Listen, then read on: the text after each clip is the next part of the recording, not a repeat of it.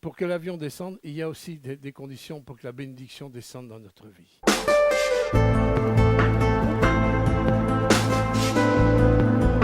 C'est une joie pour moi de vous apporter la parole de Dieu. Comme je dis tout le temps, et j'en ai conscience, et plus je vieillis, plus j'en ai conscience, que ceux qui enseignent seront jugés plus sévèrement, parce que la connaissance nous rend responsables. Je suis heureux aussi de la présence de Sabine. Sans la connaître, vous l'avez aimée, sans la connaître, vous l'avez portée. Sans la connaître, vous avez crié à Dieu, vous avez prié, aussi bien collectivement qu'individuellement. Mais là, elle est en chair et en os. Et vous savez que normalement, elle n'aurait pas dû être là. C'est une grâce de Dieu qu'elle soit là. Il y a au mois de mars l'année dernière, je pense. C'était le mois de juillet. C'est le mois de juillet. Ouais. Pour les médecins, c'était fini. Pour les médecins, c'est fini. Vous savez, Dieu ne fait jamais les choses à moitié, mais c'est à nous d'être attentifs. Et j'aimerais que nous puissions vraiment être sensibles ce matin à la connaissance de la parole. Ce n'est pas ce que nous disons qui est important. Ce n'est pas nous qui sommes importants, c'est lui qui est important. Et il nous a laissé le privilège de sa parole. Et nous savons que la Bible, elle est fiable pour des quantités de raisons qu'elle est fiable. C'est que les prophéties qui ont été dites dans la parole, même des centaines et des milliers d'années avant, s'accomplissent. Et toute l'œuvre de Jésus-Christ qui s'est accomplie il y a 2000 ans a été prophétisée antérieurement. Même plus de 1000 ans avant, même 1400 ans avant, même au temps de Moïse et tout ça, tout a été prophétisé, 350 prophéties qui se sont accomplies pour la venue de Jésus, avec des détails de précision d'horloger suisse. Vous savez qu'il n'y a que Dieu qui peut annoncer les choses d'avance. Quel est l'homme qui peut annoncer une chose d'avance sur un écart de 1000 ans parfois? Quand on pense que 1000 ans avant Jésus, il était parlé de la croix, il était parlé du vin qu'on allait lui donner à la croix, il était parlé de ces vêtements qui ont été joués au dé par les soldats, alors que la crucifixion n'existait même pas à l'époque. Qui peut faire ça? Il n'y a que Dieu qui peut faire ça. C'est pour ça qu'il faut faire très attention au niveau quand on ouvre la Bible. Nous n'avons pas affaire à un bouquin. Nous n'avons pas affaire à un livre. Nous avons affaire à quelque chose que Dieu nous a transcrit à notre niveau pour que nous puissions comprendre. Il y a des situations dans la vie qui sont difficiles à saisir, à comprendre, mais plus on connaît les Écritures, on comprend pourquoi. Pourquoi c'est compliqué? Pourquoi il n'y a pas une seule génération depuis des siècles et des siècles qui a connu la vraie paix sur toute la surface de la terre? Pas une seule génération. Et moi, quand je ne connaissais pas Dieu, je dis, s'il y avait un Dieu, il n'y aurait pas de souci, il n'y aurait pas de guerre, il n'y aurait pas de ça, il n'y aurait pas de ça. Quand on a un langage comme ça, c'est qu'on ne le connaît pas. Alors, on va essayer ensemble. On va essayer ensemble de comprendre parce que moi, je suis un pitbull. En Afrique, on m'appelle le bulldozer.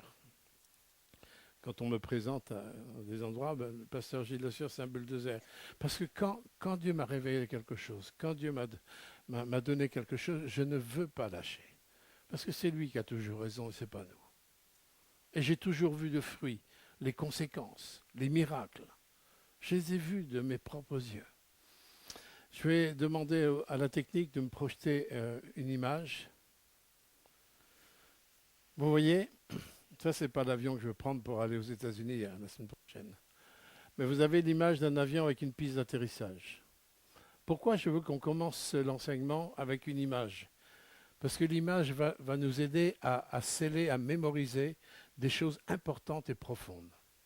Pour qu'un avion puisse atterrir sur une piste d'atterrissage, il y a des conditions. Et j'aime beaucoup cette image, elle ne vient pas de moi, mais elle est restée en moi parce qu'elle est très importante. Il y a des conditions pour que cet avion puisse atterrir. La première condition, c'est que la piste elle soit droite. Essayez d'imaginer un pilote qui est prêt à arriver à l'aéroport et tout d'un coup, il se rend compte que la piste elle est en zigzag. Il va vite appeler la tour de contrôle, dit je ne peux pas atterrir sur une piste comme ça. Ou alors s'il est tout je ne peux pas. Essayez d'imaginer aussi une piste qui est bosselée. Il va dire ben non, je ne peux pas atterrir. Essayez d'imaginer que la piste elle est trop courte. Parce que pour qu'une piste elle soit acceptable pour l'avion, il faut qu'elle soit proportionnelle à la grosseur de l'avion, à la largeur de l'avion. Nous, en Afrique, il y a des aéroports, il y a des avions qui ne peuvent pas atterrir. Il y a même des aéroports à Zingachor, il y a des cochons qui traversent les pistes. Vous voyez, la piste est très importante.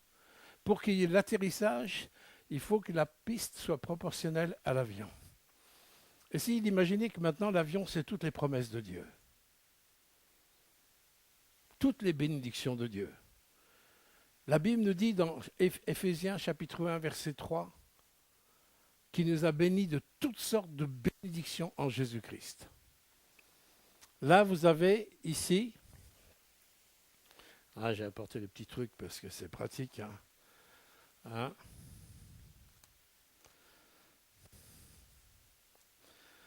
Vous avez ici l'avion.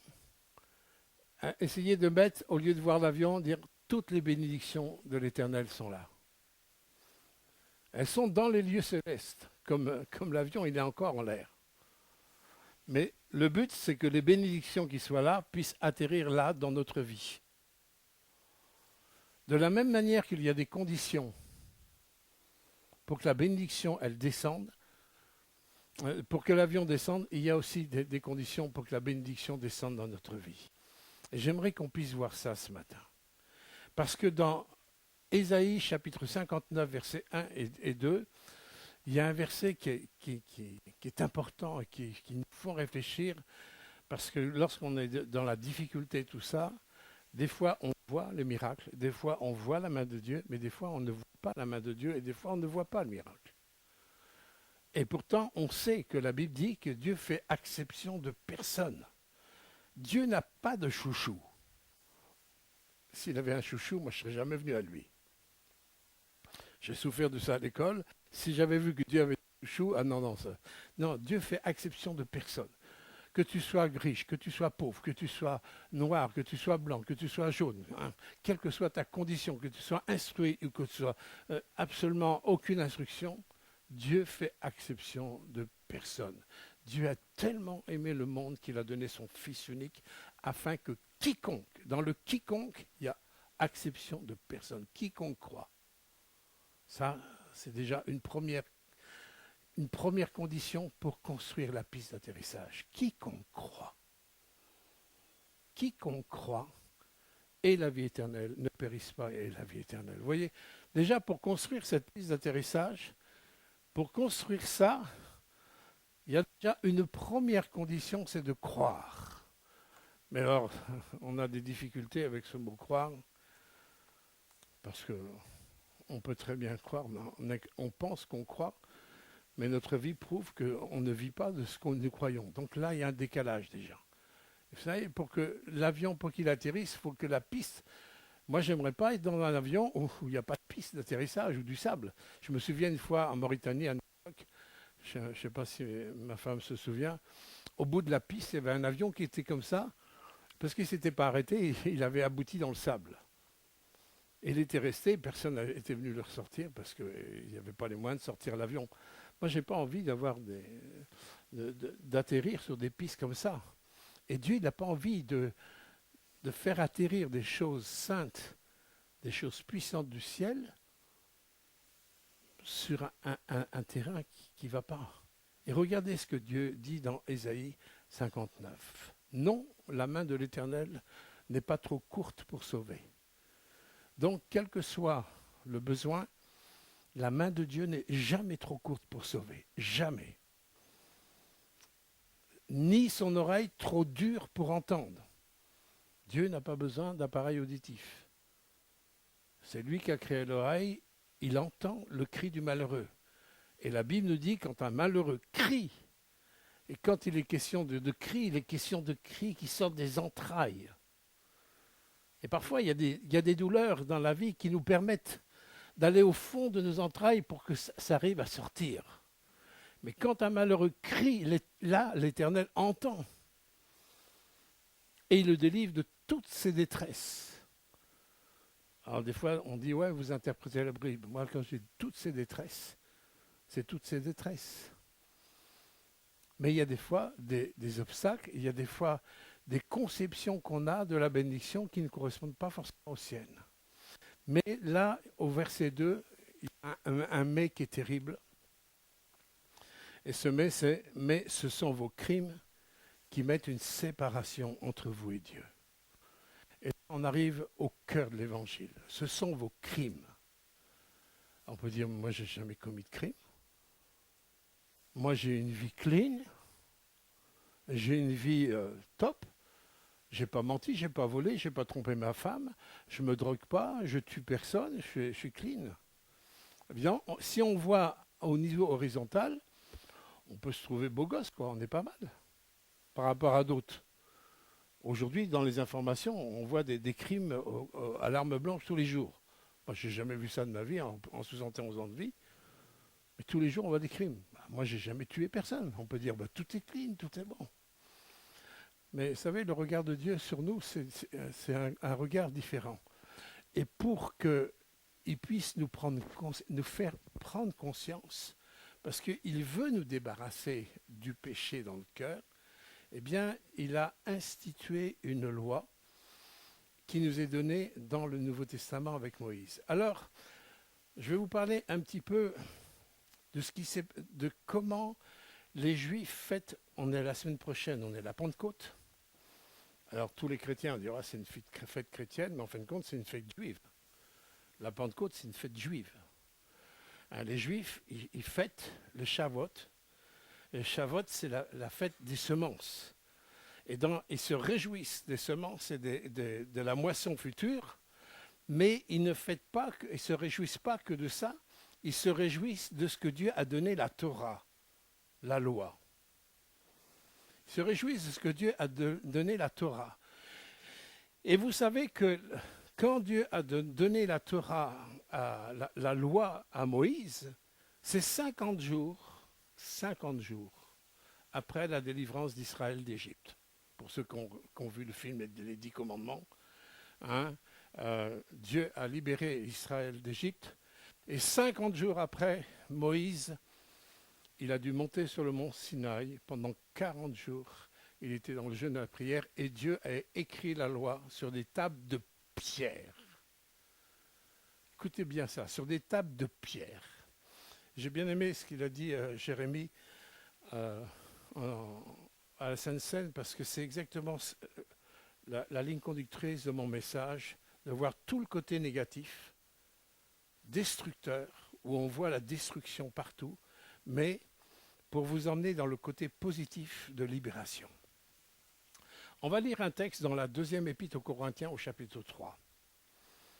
On va commencer au verset 3. Vous êtes manifestement une lettre de Christ, écrite par notre ministère, non avec de l'encre, mais avec l'Esprit du Dieu vivant, non sur des tables de pierre, mais sur des tables de chair, sur des cœurs. Cette assurance-là, nous l'avons par Jésus-Christ auprès de Dieu. Ce n'est pas à dire que nous soyons par nous-mêmes capables de concevoir quelque chose comme venant de nous-mêmes. Notre capacité, au contraire, vient de Dieu. Il nous a rendus capables d'être ministres d'une nouvelle alliance, non de la lettre, mais de l'esprit, car la lettre, elle tue. Je pourrais dire, la loi, elle tue. Et la religion, elle tue. C'est pour ça que nous disons, nous ne sommes pas des gens religieux. Nous sommes des gens qui sont entrés dans une relation avec Dieu qui n'a rien à voir avec la religion. La religion tue. La lettre, elle tue. Mais l'esprit vivifie. C'est l'esprit qui donne la vie. Et vous savez, quand il y a eu justement ce que les Juifs vont vivre au niveau de la Pentecôte. Ils remercient Dieu pour les semailles et pour les premières moissons et tout ça, mais ils remercient Dieu pour la Torah. Mais vous savez, quand la Torah est descendue, vous avez ça dans le livre de l'Exode au chapitre 32, verset 28, il y a eu 3000 morts. Est-ce que vous savez ça? C'est une bonne nouvelle, ça? La Torah arrive, 3000 morts. Qu'est-ce qui s'est passé? Moïse était sur le mont Sinaï. Pendant 40 jours, il descend avec les tables de la loi, les 10 commandements. 10, c'est le chiffre qui parle de la divinité, le chiffre 10. Hein. Il arrive avec les tables de la loi. Qu'est-ce qu'il voit? Le peuple qui est en train de se souiller avec le veau d'or, dans l'idolâtrie, dans la débauche et tout ça. Ils étaient en train de se divertir avec Aaron. Et vous savez qu'en hébreu, le mot divertissement a 3 sens. Il y a le sens de la violence, le sens de l'idolâtrie et le sens de la débauche. Dieu n'est pas contre la détente, il n'est pas contre le repos, il n'est pas contre le fait qu'on se détende, il n'est pas contre ça. Mais dans la mentalité du divertissement, il y a ces 3 choses. Regardez les divertissements dans le monde, comment ça finit. Il y a toujours un des 3. Violence, débauche, idolâtrie. Et Moïse, il arrive avec la Torah. La Torah, c'est le miroir qui va nous faire voir, pas comment on se voit nous-mêmes, mais comment Dieu, lui, il veut nous voir. Il dit, hein, tu aimeras le Seigneur ton Dieu de tout ton cœur, de toute ton âme, de toute ta pensée. Premier commandement, on est tous coupables. Moi le premier. Deuxième commandement, tu aimeras ton prochain comme toi-même. Ah, on est encore coupable, etc.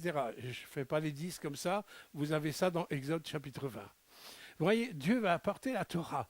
Et là, il y a comme une colère divine où Moïse va casser ses pierres. Il va casser ses pierres.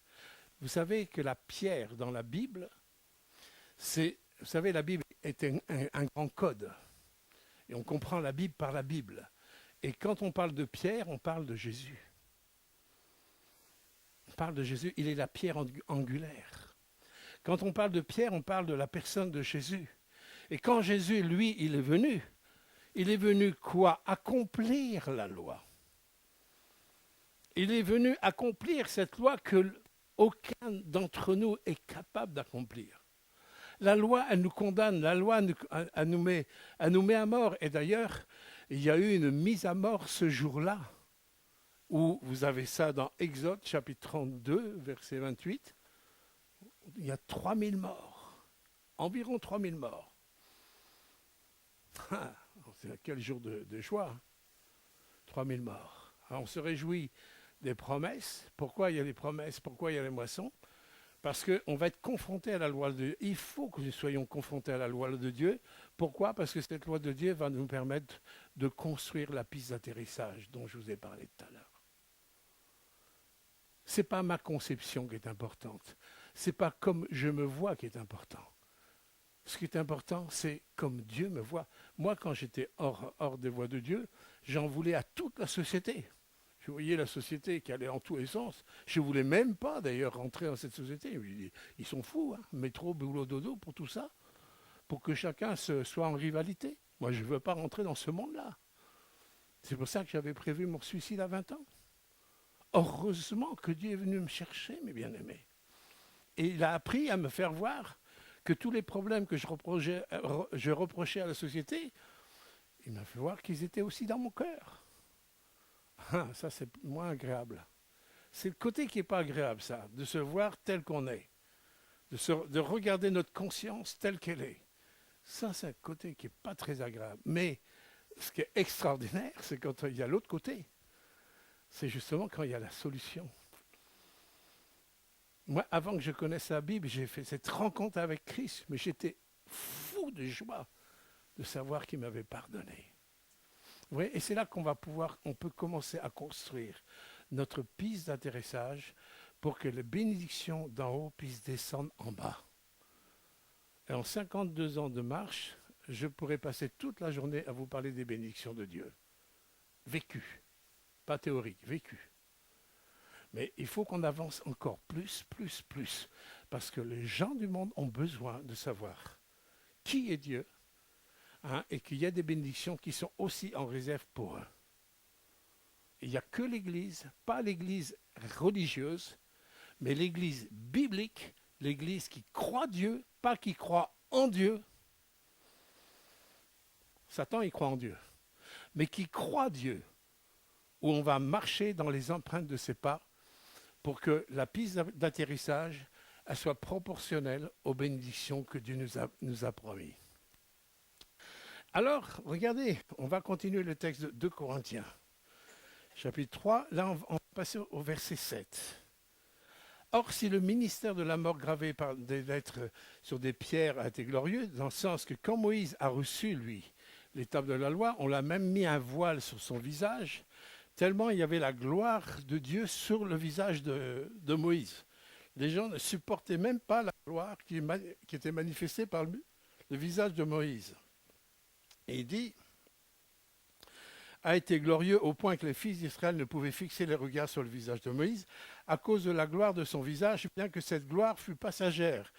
Bien, le ministère de l'Esprit ne sera-t-il pas plus glorieux?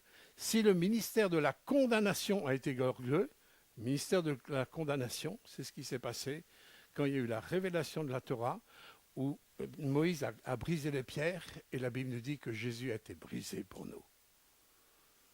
Il a été brisé pour nos iniquités. Et je vous en parlerai à la fin du message. Je vais revenir sur la personne de Jésus. Mais là, si le ministère de la condamnation a été glorieux, le ministère de la justice est beaucoup supérieur en gloire. Et c'est là qu'il faut que nous puissions être attentifs, qu'il y a un compartiment négatif que Dieu nous a relevé à travers tout le judaïsme, a été une révélation pour comprendre le vrai christianisme. Je comprends le vrai christianisme quand je regarde le judaïsme, quand je comprends la nécessité de la loi, la nécessité des holocaustes, etc.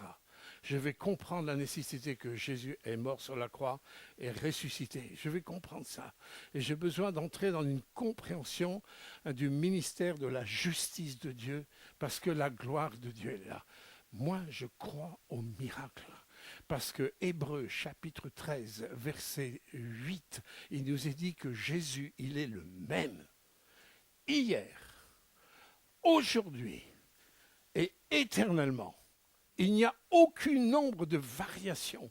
Et le Jésus que nous acclamons, que nous proclamons, c'est le même qui est dans l'Évangile, qui est dans nos vies. Et je refuse de voir des avions qui n'arrivent pas à atterrir, qui sont porteurs de bénédiction, parce que où se trouvent les pistes d'atterrissage? Il y a des pistes d'atterrissage qui vont dans tous les sens. Il y a une condition qui est absolument nécessaire pour que la piste d'atterrissage s'élargisse, elle se construise dans les profondeurs.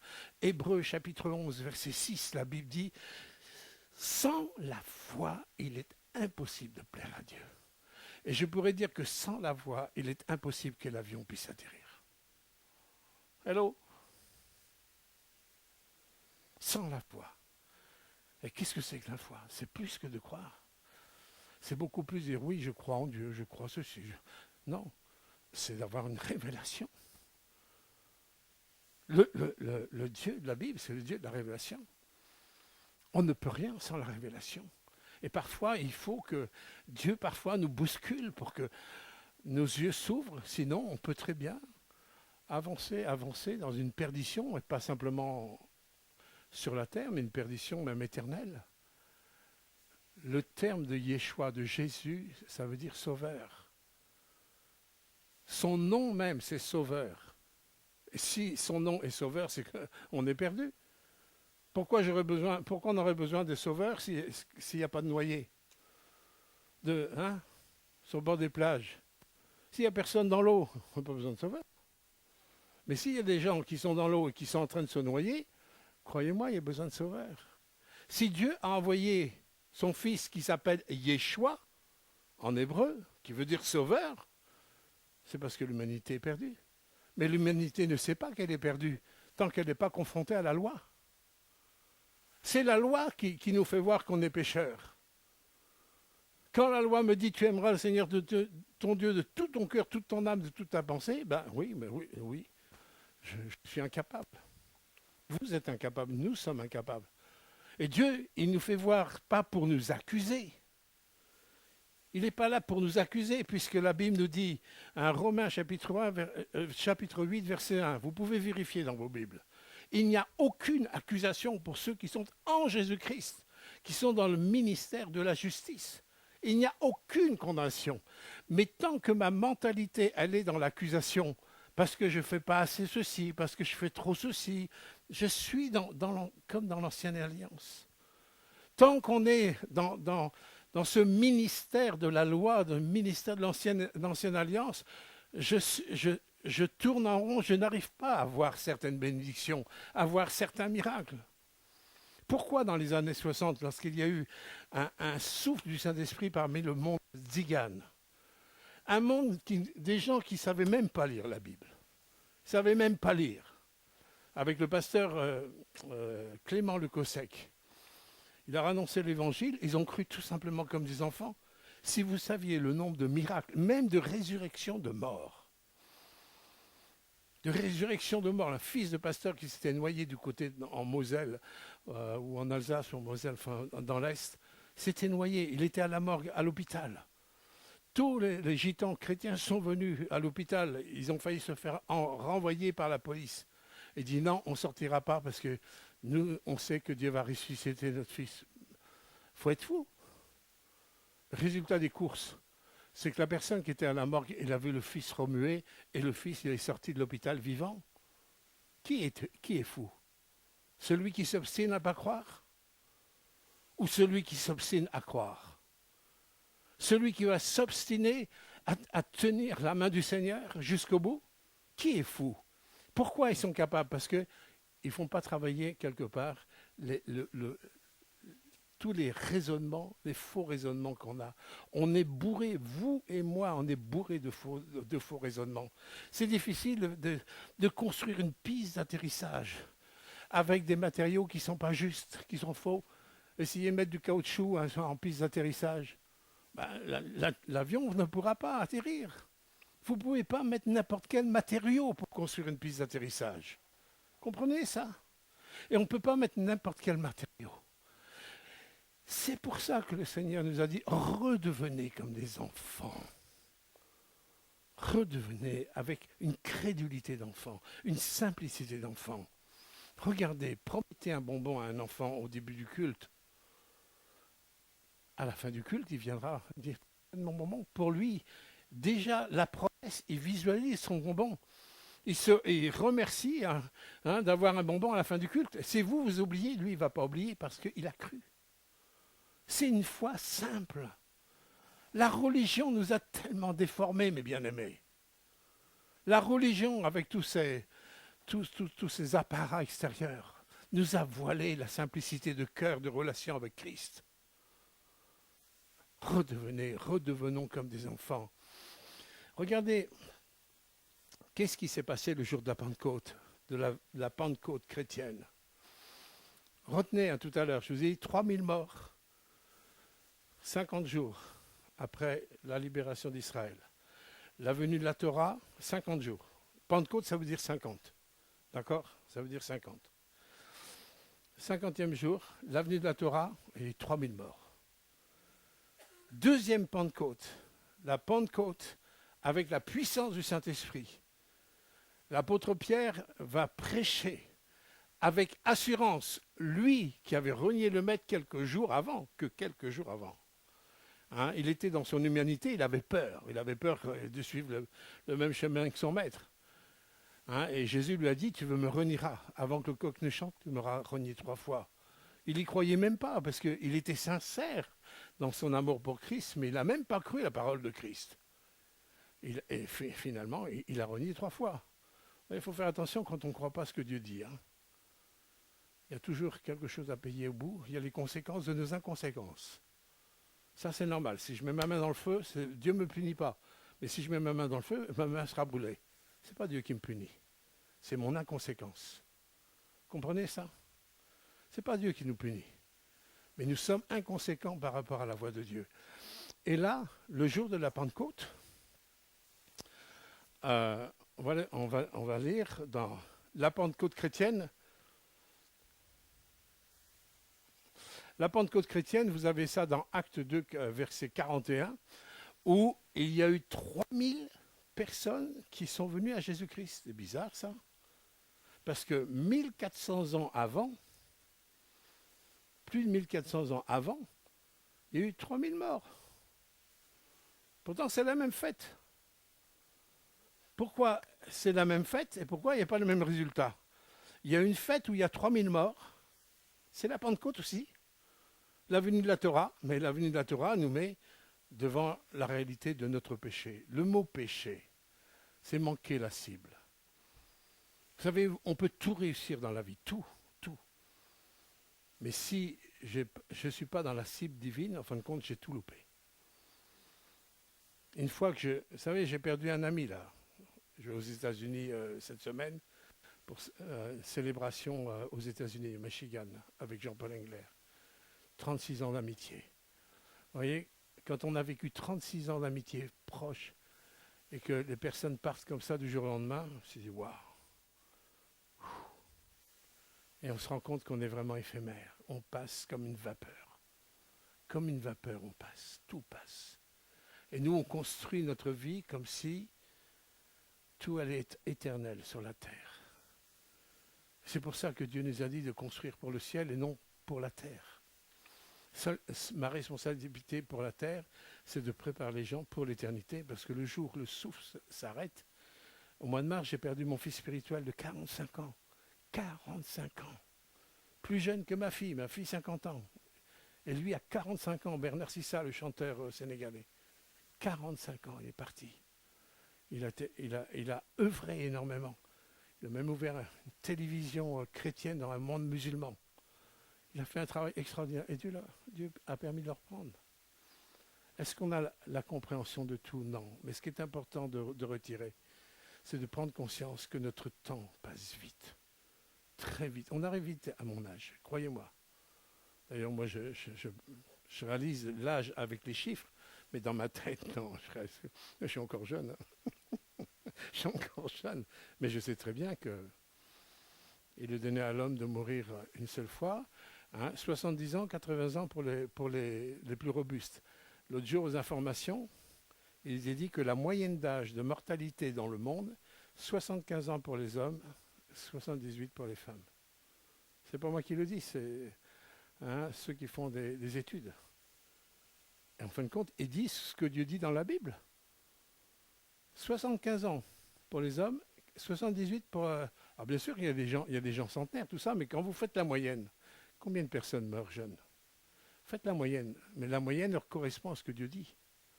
C'est pour ça qu'il faut que nous fassions attention, parce que la vie ici-bas est courte, mais la vie dans l'éternité est longue. Alors, le ministère, justement, si la loi, elle nous condamne, et qu'est-ce que l'apôtre Pierre a pu prêcher pour amener 3000 personnes, pas à la mort, mais à la vie? Comment se fait-il qu'il y a 2 Pentecôtes, une qui amène la mort, 3000 personnes mortes, et une deuxième Pentecôte, enfin, qui est la première Pentecôte chrétienne, je le dis 50 jours après Pâques, où Jésus il a été livré au moment des pains sans levain. Il est mort sur la croix au moment de la Pâque juive. Il a fait transition entre la Pâque juive et la Pâque chrétienne. La Pâque juive nous rappelait la libération d'Israël d'Égypte, de l'esclavage d'Égypte, qui était une préfiguration de ce que Jésus a fait pour nous libérer de la puissance de notre péché. Le péché dans nos vies nous amène à ne pas toucher les cibles divines. Dieu nous dit dans Jérémie 29, chapitre 29, verset 11, il nous dit qu'il y a une destinée qui est bénie pour nos vies. Mais si je fais que ce que je veux, essayez de penser et dire, moi je vais construire une belle piste d'atterrissage pour les avions, et que je la construis avec des matériaux qui ne vont pas. Je la construis comme je... Ah ben moi, je veux faire comme ça. Un petit tournant, ce serait pas mal. Ou je veux aller dans un... Je peux, je suis libre. Entre guillemets, je suis libre. Mais jamais j'aurai une piste d'atterrissage convenable. Et le problème, c'est qu'on fait que ce qu'on veut.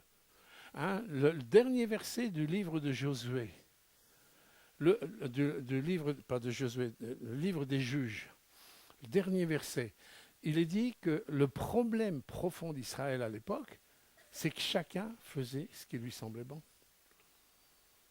Et si on essaie de construire les pistes d'atterrissage selon nos conceptions, comme on conçoit nous, comme on veut nous, et on ne veut surtout pas être contrarié, vous avez le droit, mais regardez l'histoire. C'est ce que les hommes font depuis toujours. Ils font que ce qu'ils veulent. Et quand je regarde l'histoire, je dis ça je ne le veux pas. Alors on peut dire je ne veux pas, mais qu'est-ce que je mets en place pour sortir de ce sillon de négativisme? Parce que le mal est en train de prendre de plus en plus d'ampleur. Plus on rejette la lumière, plus on va dans les ténèbres. Écoutez les informations de tous les jours. Et c'est ce que Dieu avait dit dans les Écritures. Tout ça, c'était prophétisé il y a 2000 ans. Hein. D'accord? Alors, le Seigneur nous dit quelque chose d'intéressant dans le livre des Hébreux. Chapitre 12, verset 18. Vous ne vous êtes pas approché d'une montagne qu'on pouvait toucher, qui était embrasée par le feu, ni de la nuée, des ténèbres, ni de la tempête, ni du retentissement de la trompette, ni du bruit des paroles, tels que ceux qui l'entendirent demandèrent et qu'il ne leur fut pas adressé aucune de plus. Car ils ne supportaient pas cette déclaration. Si même les bêtes touchaient la montagne, les bêtes étaient lapidées, elles mouraient. Et ce spectacle était si terrible que Moïse dit « Je suis épouvanté et tout tremblant, mais vous, écoutez bien, mais vous vous êtes approchés de la montagne de Sion. » La montagne de Sion, c'est là où Jésus est mort. Et il y a une différence entre la montagne du Sinaï, là où Dieu a donné la loi, et la montagne de Sion, dans Psaume 128, verset 5. L'Éternel te bénira de Sion et non de Sinaï. La bénédiction, elle ne vient pas du Sinaï. La bénédiction, elle ne vient pas de la loi. La loi est une bénédiction parce qu'elle a été un pédagogue pour m'ouvrir les yeux que je suis perdu.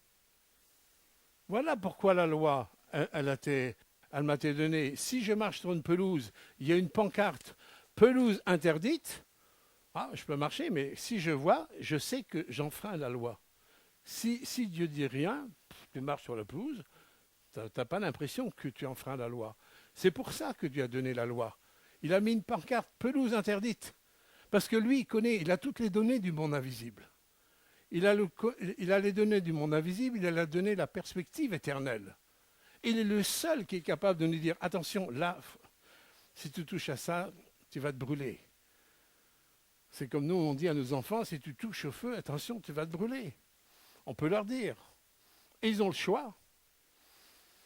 En général, quand on leur dit de ne pas toucher quelque chose, enfin moi je sais que j'étais assez rebelle, quand il suffisait qu'on me dise de ne pas faire, je faisais. Ça m'a coûté cher parfois dans ma vie, hein, mais vous voyez, ça c'est notre nature. Mais Dieu, il a donné la loi pour ça, pas pour nous condamner. Il fallait qu'on ait un miroir. Il fallait qu'on ait la pensée de Dieu sur nous. Il fallait que quelqu'un ait le courage, suffisamment pour nous dire, mais tu es perdu, regarde ta vie, tu es perdu. Tu ne me connais pas. Alors que moi, je suis l'éternité. Je suis éternel, je ne suis pas dans le temps et l'espace. Je ne suis pas matière. Mais tu es perdu. Tu ne peux pas continuer comme ça. Tu es perdu. Et vous voyez, là, dans l'Épître aux Hébreux, il dit, vous ne vous êtes pas approchés, vous vous êtes approchés de la montagne de Sion, hein, la cité du Dieu vivant. La montagne de Sion, c'est là où il y a la vie, là où Christ est mort, là où il a versé son sang. Il a versé son sang à Jérusalem. Il est mort sur le mont Golgotha, le mont du crâne. Et là, Jérusalem, c'est sur le mont du Sion. Et la bénédiction, elle est là. C'est à nous de revenir dans la mentalité de ce qui s'est passé à la crucifixion de Jésus, à la résurrection de Jésus et ce matin de Pâques, hein, où l'apôtre Pierre, hein, qu'est-ce qu'il a dit pour amener 3000 personnes au Seigneur? Il a fait un message qui ne serait pas forcément bien noté dans une école biblique. C'est un message tout simple. Ce Jésus que vous avez crucifié, Dieu l'a ressuscité. Vous l'avez ressuscité, vous l'avez crucifié, mais nous sommes témoins. Et vous voyez, pour avoir la force de dire quelques jours après son reniement, hein, lui qui avait peur de vivre les mêmes conséquences que Jésus, où est-ce qu'il a acquis cette force-là? Par la puissance de l'Esprit de Dieu qui est descendu le jour de la Pentecôte. Et ce jour de la Pentecôte, c'est cette crucifixion, hein, quand Jésus est mort sur la croix, c'est là que c'est tout prophétiquement quand Moïse a brisé ses pierres. La loi, elle est donnée. Mais celui qui allait porter la loi, vive notre condamnation, c'est Yeshua. Et c'est symbolique quand Moïse a brisé ces pierres de la loi. Christ a été brisé. Alors, je voudrais terminer mon message sur le côté pratique. Comment, sur le plan pratique, on peut vivre ça? Parce que tout ça, c'est des données de connaissances, des données d'enseignement, de prophétie, tout ça. Et j'aimerais vous amener tout simplement, pour moi, dans un des textes dont je suis amoureux de ce texte depuis ma conversion. Chaque fois que je lis ce texte, ça me fait toujours pleurer. C'est un texte qui a été prophétisé 750 ans avant Jésus-Christ, par le prophète Ésaïe. 750 ans. Vous essayez d'imaginer. Essayez de prophétiser, vous, quelque chose qui va avoir lieu dans 750 ans plus tard. C'est pas possible, ça. C'est pas possible. C'est pour ça qu'il faut faire attention quand vous ouvrez la Bible.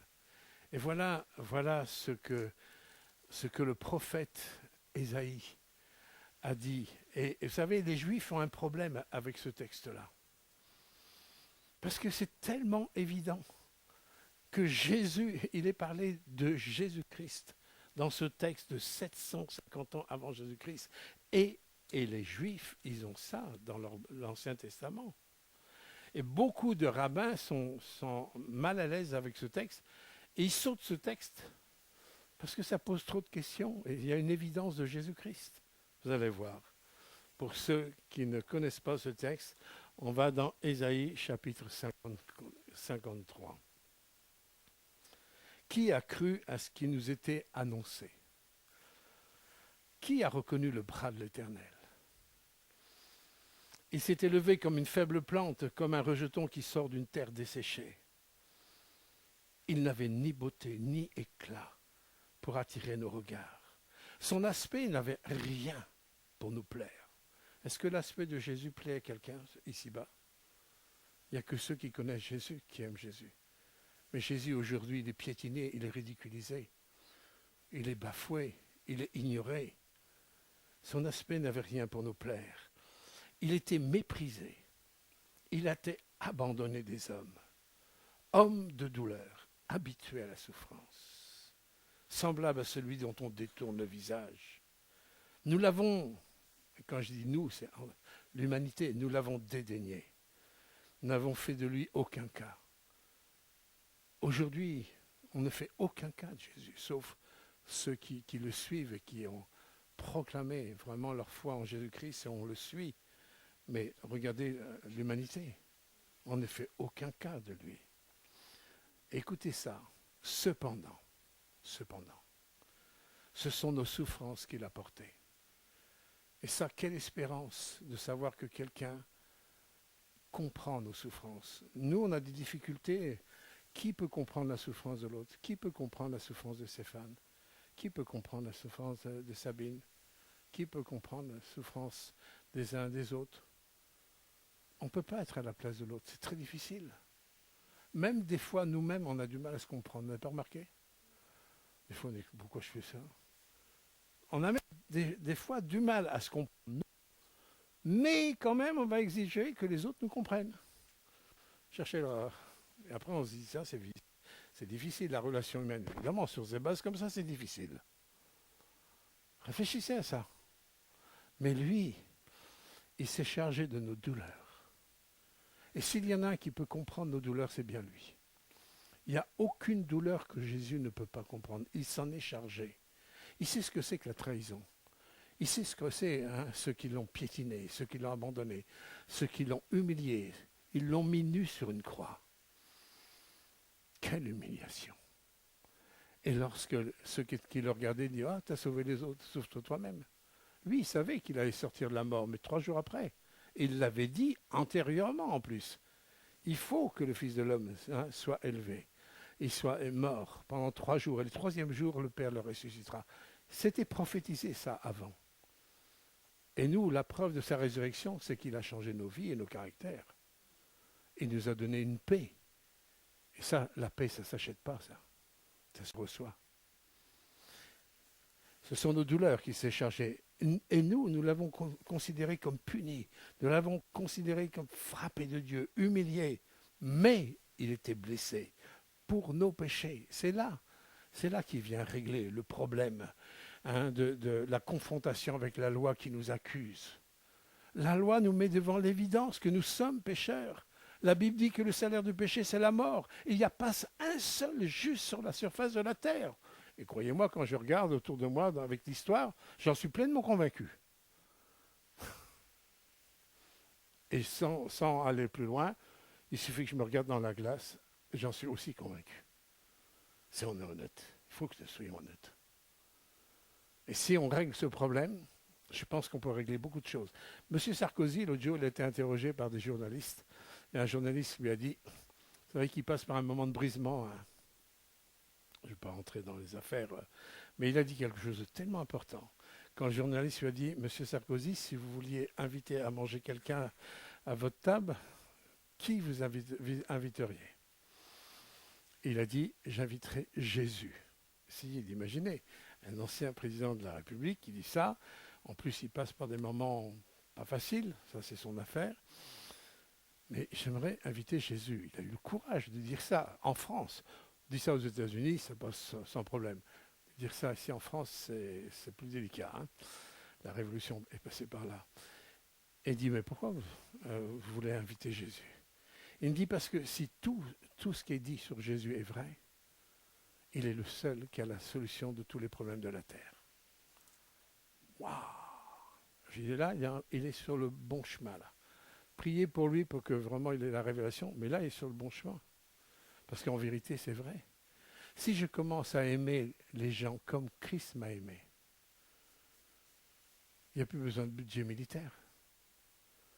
C'est clair. Je ne veux pas convoiter les biens de mon frère, de ma sœur. Je ne veux pas convoiter la femme ou le mari de ceux qui m'entourent. Je ne veux pas convoiter les biens des uns et des autres. Je vais respecter, je vais honorer, je vais me réjouir du bien de l'autre. Et je vais tout faire pour que l'autre soit dans le meilleur. Si vraiment on respecte la parole, je vais regarder les autres comme au-dessus de moi-même. Et je vais être un serviteur au milieu des serviteurs. Plus de budget militaire. Beaucoup de problèmes seraient résolus. Mais ça, pour l'instant, ça reste du rêve pour l'instant. Mais par contre, Dieu va nous emmener parce qu'il y a des promesses futures. Et là, j'aimerais revenir sur ce texte que Jésus, il est venu pour régler ce gros problème où il y a eu 3000 morts dans la première Pentecôte. Il a été blessé pour nos péchés.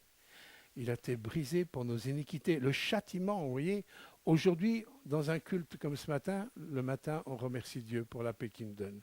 Le châtiment qui nous donne la paix, il est tombé sur lui. Pourquoi on se réunit? On est fous, nous, de ne pas faire des grâces matinées le dimanche matin? On est fous. Tout le monde... pourquoi on va s'embêter? Parce que notre cœur est reconnaissant. Parce que nous savons d'où Dieu nous a tirés. Moi, je sais d'où Dieu m'a tiré. Je sais toutes les choses tellement moches, les choses honteuses que j'ai pu faire, pu dire, pu penser.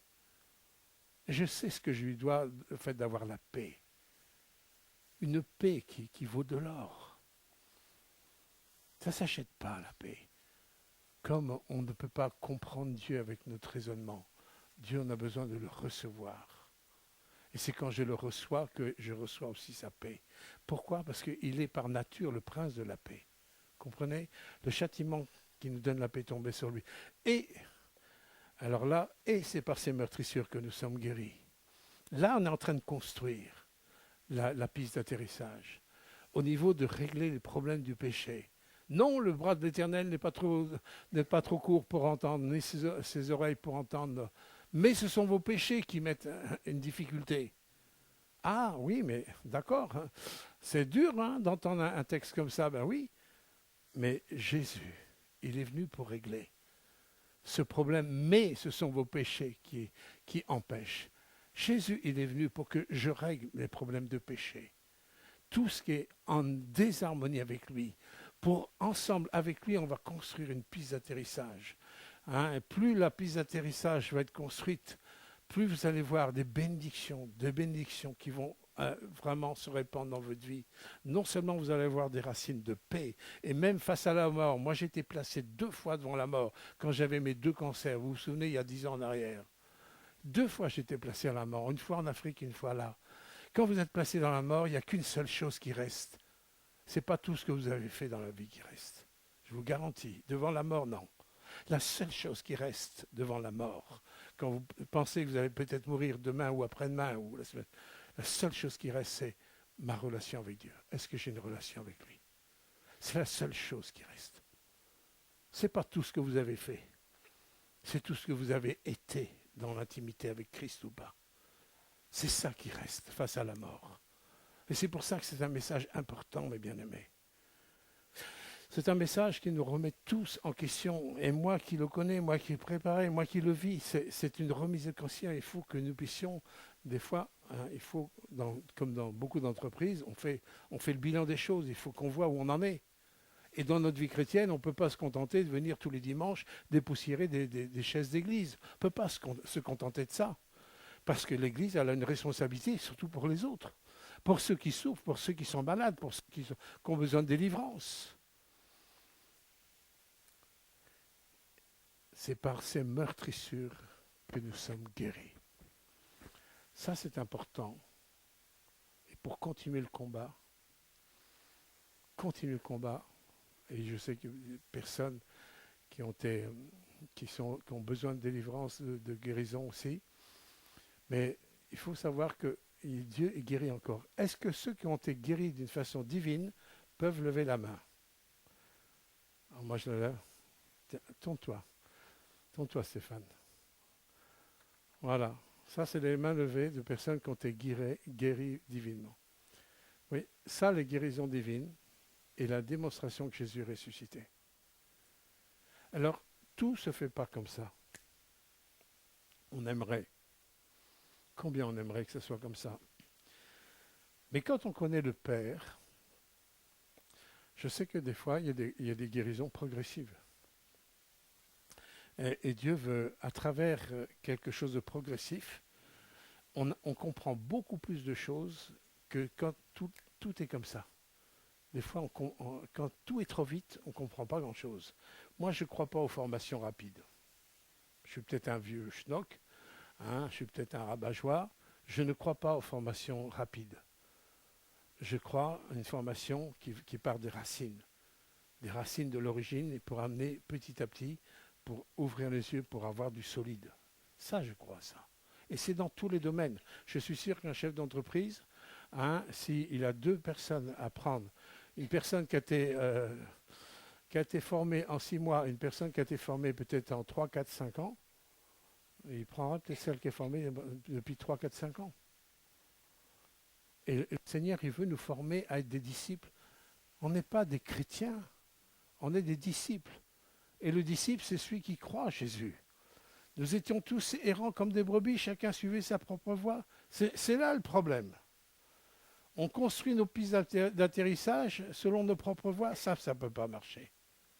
Ça ne peut pas marcher. Nous avons besoin de repentance. Nous avons besoin de nous humilier devant Dieu. Quel amour. Dieu, il sait qu'on est complètement à côté de la plaque, mais il n'est pas venu avec une trique. C'est lui qui a porté sur lui la condamnation pour nous éduquer, pour nous former. Mais il veut que son peuple, par la puissance de la Pentecôte, par la puissance du Saint-Esprit, soit rendu capable comme les apôtres. Moi, je bénis Dieu que Dieu n'a jamais caché les problèmes de ses apôtres. C'était des gens comme vous, comme moi. Ils étaient jaloux, ils étaient orgueilleux, ils étaient prétentieux. Hein, ils pensaient, en fin de compte, ouais, ils faisaient du n'importe quoi aussi. Mais à la fin de leur formation, ils ont été enfermés dans leur échec pour qu'ils découvrent une chose que dans l'Ancien Testament on ne pouvait pas découvrir, c'est la puissance de la croix, de la résurrection de Jésus, qu'allait faire des autres hommes. Même un Thomas, qui a eu du mal à croire à la résurrection, il a fallu qu'il mette ses doigts dans les paumes de la main du Seigneur, sur son côté, tout ça, hein, quand il ne croyait pas aux apôtres qui avaient vu Jésus. Mais quand Jésus lui est apparu, quand il avait dit, mais moi, tant que je ne mettrai pas mes doigts, je ne croirai pas. Il s'est effondré, dit, mon Seigneur. Et vous savez que ce Thomas-là, il est mort martyr. Pour quelle raison? Il a fait des mauvais coups? Non. Parce qu'il a annoncé la résurrection de Jésus. Comment quelqu'un qui ne croyait pas peut mourir martyr parce qu'il annonçait quelque chose qu'il ne croyait pas? Il savait que Jésus était ressuscité. L'Église a besoin de le savoir, pas avec la tête. Nous avons la bénédiction en Jésus-Christ. Elle est là à notre porte. Je continue le texte et je vais terminer là-dessus, parce que c'est un texte tellement fort. L'Éternel fait retomber l'iniquité de nous tous. Il a été maltraité, opprimé. Il n'a point ouvert la bouche. Devant l'injustice, devant les accusations, même Pilate dit, mais tu dis rien, même devant Hérode. Devant les pires accusations, quelle force de garder le silence devant l'injustice. Il a fait ça pour nous. Il aurait pu se défendre, c'était injuste qu'on lui. Hein, semblable à un agneau qu'on mène à la boucherie. Jean-Baptiste il dit, voici l'agneau de Dieu qui ôte le péché du monde. Il ôte le péché du monde. Il est mort pour nos péchés, mais il est mort pour nos maladies. Il est mort pour mes maladies. Est-ce que je peux le proclamer? Il est mort pour mes maladies aussi. Je n'ai pas besoin d'efforts ou de psychologie. Il est mort pour mes maladies. C'est timide, hein? Il est mort pour mes maladies.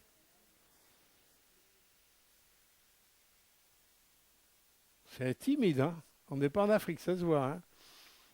Il y aurait eu... Il est mort pour mes maladies. Quand je viens à lui pour lui demander pardon de mes péchés, je ne mets pas en doute qu'il me pardonne mes péchés. Et pourquoi je mettrais en doute? Quand je lui parle de mes maladies, pourquoi je mettrais en doute?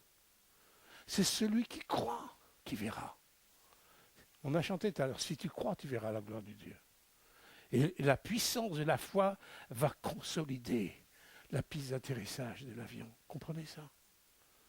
Je veux voir une église qui non seulement a vécu des miracles pour soi-même, merci Seigneur, parce que plusieurs ont vécu les miracles, hein, mais je veux voir une église qui propage ça. Le monde a tellement besoin d'une espérance vivante et qui ne trompe pas. Ça n'a rien à voir avec les trucs à grattage, cette espérance-là. C'est une espérance qui est fondée sur la puissance de résurrection de Jésus-Christ. Il était frappé pour les péchés de mon peuple. On a mis son sépulcre parmi les méchants, son tombeau avec le riche. Quoiqu'il n'eût point commis de violence, il n'y eut point de fraude dans sa bouche. Il a plu à l'Éternel de le briser par la souffrance. Après avoir livré sa vie en sacrifice pour le péché, il verra une postérité, prolongera ses jours. Oui, comment il a prolongé ses jours? On a pris la Sainte Seine ce matin. La Sainte Seine, hein, on s'identifie en prenant le pain et le vin. On est identifié à sa mort. On est identifié à la mort de Christ, où il s'est suscité un corps. La Bible dit que nous sommes le temple du Saint-Esprit. Et c'est pour ça que quand je m'engage avec Christ, je choisis de le suivre.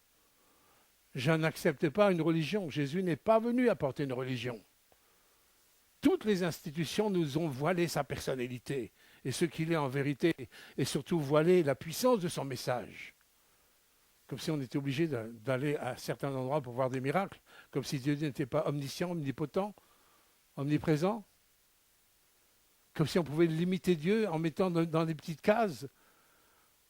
Dieu est là où il y a la foi qui est. Là où il y a la foi. Là où j'ai reçu. Là où j'accepte de marcher en harmonie avec lui. Je suis en train de construire cette piste d'atterrissage bien droite. Et l'avion va pouvoir atterrir avec tout ce qui est chargé de bénédictions. Je vous ai béni de toutes sortes de bénédictions en Jésus-Christ. La Bible nous dit, celui qui croit, Jean chapitre 7, verset 38, des fleuves d'eau vive couleront de son sein. Moi, je bénis Dieu, que Dieu a été chercher un persécuteur de l'Église, un Saul de Tarse. Il a du sang sur les mains, il a fait du n'importe quoi dans sa religion. Et Dieu a été chercher cet homme pour devenir un apôtre Paul. Et vous savez que l'apôtre Paul, en fin de compte, il a passé plus de temps en prison que dans la liberté. On peut dire, c'est ça la bénédiction. Oui, c'est ça la bénédiction. Il n'a pas dû comprendre. Si on en calcule bien, il a vécu libre au moins de 10 ans. Entre 7 ans et 10 ans de liberté. Et regardez le travail missionnaire qu'il a fait, l'apôtre Paul, en peu de temps. Il a passé beaucoup de temps en prison. Qu'est-ce qu'il a fait en prison? Il s'est lamenté, oh Seigneur, tu m'as abandonné. Non, il savait qu'il n'était pas abandonné. Quand on sait qu'on est dans la main de Dieu, on n'est pas dépendant des circonstances. On n'est pas dépendant des hommes. On n'est pas dépendant de ce qu'on a, de ce qu'on n'a pas. Si je sais que j'ai la plénitude en Jésus-Christ. Qu'est-ce qui m'a aidé, fois j'étais dans la guerre en Casamance, où j'ai traversé même un jour un champ de mines en voiture. Qu'est-ce qui m'a permis d'être en paix? Parce que je savais que j'étais dans sa main, c'est tout. Je vous ai dit tout à l'heure de revenir comme les enfants. Je vais le dire pour ceux qui ne savent pas. C'est ma fille, quand elle avait 5-6 ans, qui m'a donné la plus grande leçon de confiance en Dieu.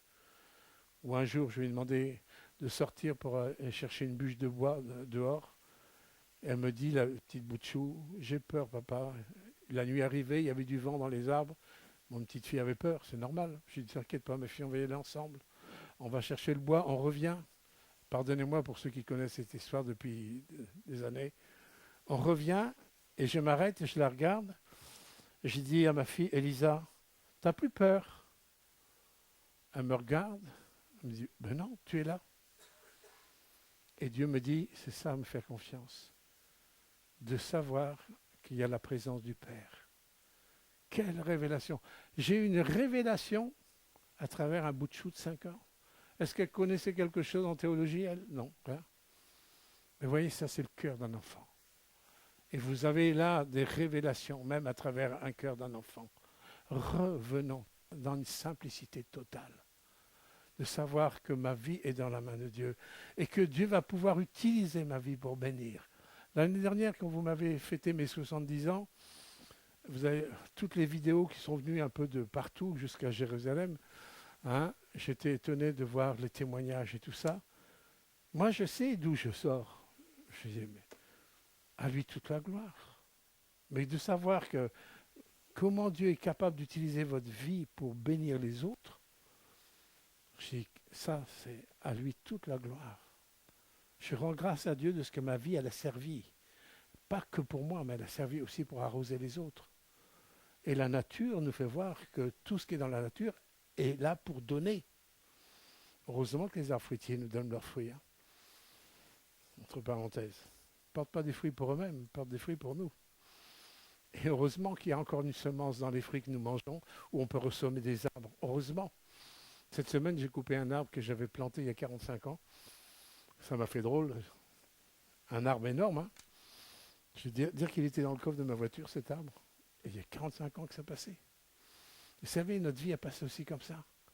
Mais on est des semeurs. Et que quand il dit, celui qui croit, des fleuves d'eau vive couleront dans notre sein, Jean 7, 38, waouh. Alors voilà, je terminerai par ce dernier passage, où Dieu fait une promesse à ceux qui croient. Si vous avez choisi vraiment de croire, pas croire intellectuellement, croire c'est recevoir. Si je ne reçois pas, c'est que je ne crois pas. Et croire, c'est agir en fonction de ce que je crois. Si je crois quelque chose et j'agis à l'inverse de ce que je crois, ça veut dire que je ne crois pas ce que je crois. Pas trop compliqué ça va? Vous avez pigé là, hein? Si j'agis d'une façon différente de ce que je crois, ça veut dire qu'en vérité, je ne crois pas ce que je crois. Je suis dans une illusion. Et ce n'est pas l'illusion qui porte du fruit, c'est la foi. Et voilà les promesses, et je terminerai sur cette promesse de Marc 16. Dans l'évangile de Marc, voici les miracles qui accompagneront ceux qui auront cru. Et ceux qui croient. Si tu crois, tu verras la gloire de Dieu. C'est Jésus qui dit ça dans Jean chapitre 11, juste avant la résurrection de Lazare. Lazare était en putréfaction depuis 4 jours. Diagnostic médical, direction sépulcre. Il n'y a pas de solution. 4 jours de putréfaction. Et Jésus qui dit à la sœur de Lazare, si tu crois, tu verras la gloire de Dieu. Vous voyez, le Seigneur, il aurait pu dire, si dans ton cœur, ta piste d'atterrissage, elle est grande, bah, tu vas voir ce que tes yeux ne peuvent même pas penser ce que tu vas voir. Et quand Jésus a dit, Lazare, sors! Roulez la pierre. Il est sorti, il était avec les bandelettes. Il dit, déliez-le. Ça, c'était le travail des hommes de délier. Jésus a ressuscité les morts. Et dit, voilà ce que le Seigneur promet à ceux qui croient. Et là, la vraie question, c'est comment je crois? Sur quelle base je crois? Comment est ma foi? Est-ce que j'ai une foi traditionnelle? Est-ce que j'ai une foi religieuse? Est-ce que j'ai une foi qui est encore au mont Sinaï, sous la culpabilité, sous l'accusation, sur essayer de faire par mes forces, par mes moyens? Ou est-ce que j'ai une foi selon le mont Sion, où Jésus a versé son sang? Il dit, j'ai réglé vos problèmes de péché. Ce qui c'est pareil avec mon Père, maintenant, c'est réglé en moi. Et dire maintenant, vous pouvez recevoir ma grâce. Vous pouvez recevoir mon Saint-Esprit. Et je vais faire de vous des pécheurs d'hommes. Je vais faire de vous comme des petits Christ. D'ailleurs, c'est pour ça qu'ils ont été appelés des chrétiens. Parce qu'on reconnaissait la personne de Jésus. Dans les chrétiens, aujourd'hui, si tous ceux qui s'appellent chrétiens, est-ce qu'on reconnaît la vie de Jésus? Non, on est englué dans des raisonnements religieux, mystiques, superstitieux, ou tout ça. Oh là là là là là. Revenons comme des petits enfants. À tous ceux qui auront cru, écoutez bien ça, en mon nom, pas en un autre nom, pas au nom d'une religion, en mon nom. Ils chasseront les démons. Moi, dans mon ministère, je sais ce que c'est que chasser les démons. Et Dieu, plusieurs sont témoins de ça. Je sais ce que c'est d'être confronté à la puissance démoniaque. Ici, dans cette salle, un jour, un homme me prenait les bras et une voix ténébreuse, il dit, je vais te casser les bras. Il me prenait les bras et je lui ai regardé, tu n'as aucun pouvoir sur moi. Au nom de Jésus, il était obligé de lâcher. Oui, on a affaire à une confrontation de puissance. Ils chasseront les démons, ils parleront de nouvelles langues. Ils saisiront des serpents. S'ils boivent quelques breuvages mortels, ils ne leur feront point de mal. Moi, je remercie le Seigneur quand on rend grâce à Dieu à table. Parce que combien de breuvages mortels qu'on boit ou qu'on mange à travers les aliments. Remerciez le Seigneur qui purifie aussi ce qu'on mange ou ce qu'on boit. Surtout à notre époque. Quand je vois, on retire ça, parce que il y a des problèmes de santé, ça provoque le... Mais toute notre vie, moi, j'ai entendu que ça tout le temps. Ils imposeront les mains aux malades. Est-ce que vous avez déjà imposé les mains aux malades? Est-ce que vous avez déjà vu les résultats? Oui, merci Seigneur. Pour les résultats, c'est vrai qu'on ne peut pas dire, il n'y a rien de systématique avec Dieu. Mais en tous les cas, ils imposeront les mains aux malades et à chaque fois qu'on le vit en réalité, on remercie le Seigneur. Ici, une fois dans cette pièce, une femme est arrivée avec deux jambes des œdèmes. Phlébites. Ouais, c'est 2 phlébites. Le médecin fait un certificat, une ordonnance pour aller vite aux urgences à Rouen.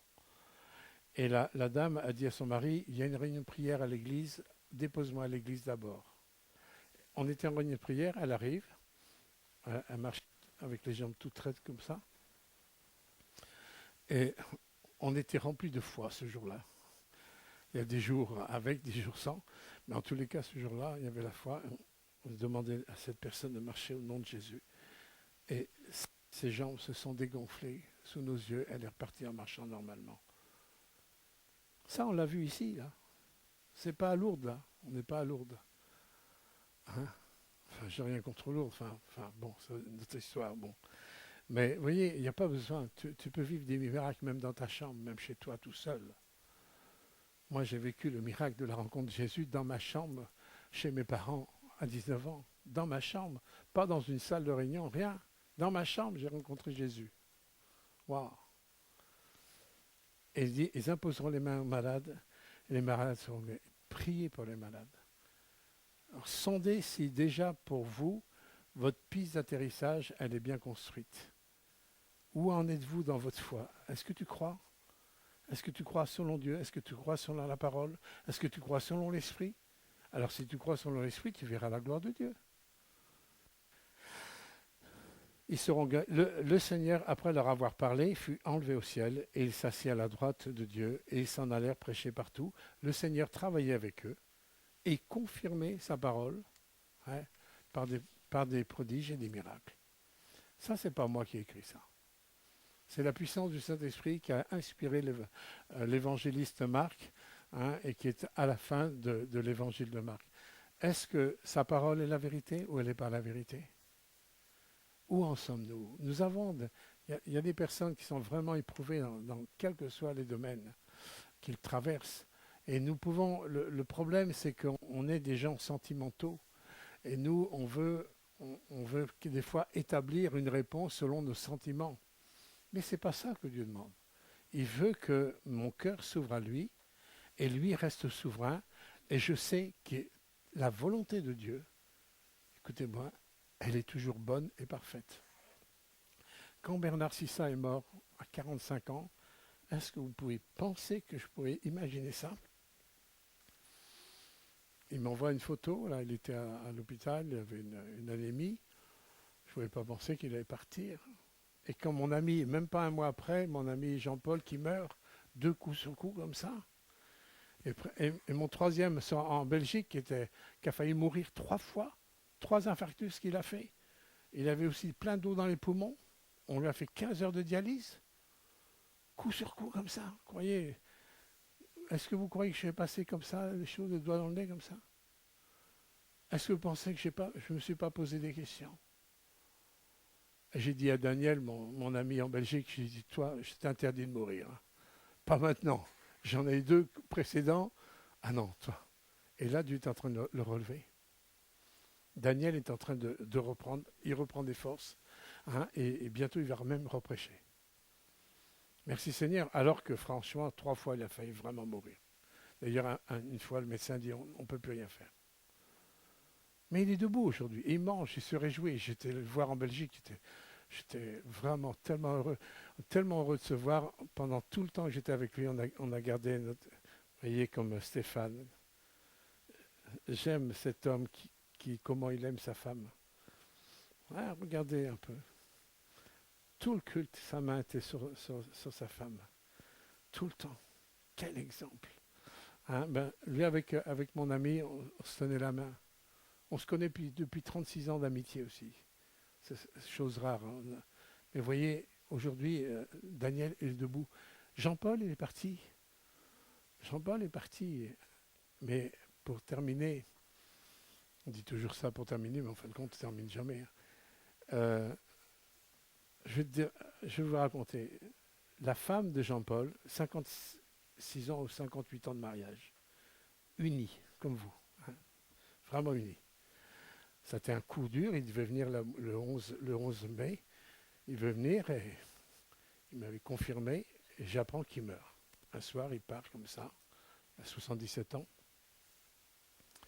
Et nous, dans l'église, j'ai eu vraiment à cœur de dire à l'église, On va prier pour que Dieu donne une consolation surnaturelle. On peut dire, ouais, c'est des mots. Non, ce n'est pas des mots. On a prié pour ça. Et une semaine après, il y a la femme, Josette, qui téléphone. Elle me dit, c'est incroyable ce que j'ai vécu. Un matin, elle était chez elle. Elle a eu une vision. Elle a eu les cieux qui se sont ouverts en deux. Et elle a vu son mari. Avec 30 ans de moins. 30 ans de moins. Hein. Donc il devait avoir 47 ans, parce qu'il a 77 ans. Avec 30 ans de moins, et il était dans une paix, une joie incroyable. Il dit, je n'ai jamais vu Jean-Paul avec une joie, une paix comme ça. Et après, tout s'est refermé. Et quand c'est refermé, son cœur était consolé. Ça, vous voyez, on ne peut pas inventer ça. Ça ne s'invente pas. Et Corinne Sissa, qui était vraiment sous le joug du veuvage, des protocoles de veuvage sénégalais, il y avait vraiment la mort. Quand je suis allé à Dakar l'autre jour chez elle, j'étais avec tout un groupe et on sentait... C'était lourd, c'est difficile d'être veuve à 40 ans. Un couple très uni, c'est dur, et brutalement comme ça en plus. C'est difficile. Que dire, que faire? Le mieux, c'est se dresser en silence et d'interroger Dieu, parce qu'on est maladroit. Et quand je suis reparti, j'étais malheureux de la voir dans une souffrance qui était presque tangible, quoi. Tellement il y avait la douleur, quoi. Et Dieu m'a parlé. Pour elle, dit, voilà, tu vas lui dire ça. Et je lui ai dit ce que Dieu m'a demandé de lui dire. Après, je laisse faire le Seigneur. Je lui retéléphone. Alors là, elle était métamorphosée. Elle était dans une salle de sport en train de se remettre physiquement. Elle était complètement délivrée de ce poids de mort. Vous comprenez? Alors, ça n'empêche pas la difficulté, ça n'empêche pas la douleur, mais toute cette lourdeur, tout ça c'est parti. Ceux qui croient, hein, seront des bénédictions pour les autres. Et j'aimerais juste faire un appel. C'est comment tu crois. Est-ce que tu veux vraiment croire selon la parole? Est-ce que tu veux vraiment mettre tes pieds dans l'empreinte, hein, des pas du Seigneur, de construire ta piste d'atterrissage en harmonie avec la volonté de Dieu? Et pas une volonté sous la condamnation, mais une volonté selon la grâce et la justice divine manifestée en Jésus-Christ. Est-ce que si tu crois en restant sur le mont Sinaï, tu seras encore dans la mort. Mais si tu crois sur le mont Sion, tu vas rentrer dans la vie. Et c'est là qu'on va non seulement avoir des miracles pour nous-mêmes, comme moi-même j'en ai vécu dans ma vie, mais aussi des miracles aussi pour les autres, parce qu'on va propager aussi la bonne nouvelle à ceux qui en ont tellement besoin. Si vous voulez peut-être rester à votre place, vous voulez vraiment vous lever, on va prier, et on va prier aussi pour ceux qui sont malades. Je vais vous faire l'onction d'huile. Au nom de Jésus, je vais vous imposer les mains selon la parole de Dieu. Hein, on va lui demander de manifester sa grâce et sa gloire dans vos vies. Que ceux qui sont malades puissent avancer, ceux qui veulent vraiment dire Seigneur, avant la maladie, ceux qui veulent se lever pour croire, hein, selon la parole de Dieu, en harmonie avec la grâce divine. Dieu ne nous a pas créés pour être dans la dépression.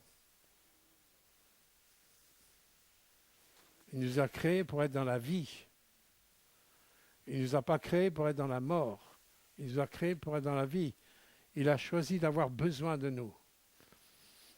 Seigneur, c'est devant toi que nous nous levons et avec beaucoup d'humilité, nous voulons te demander pardon, Seigneur.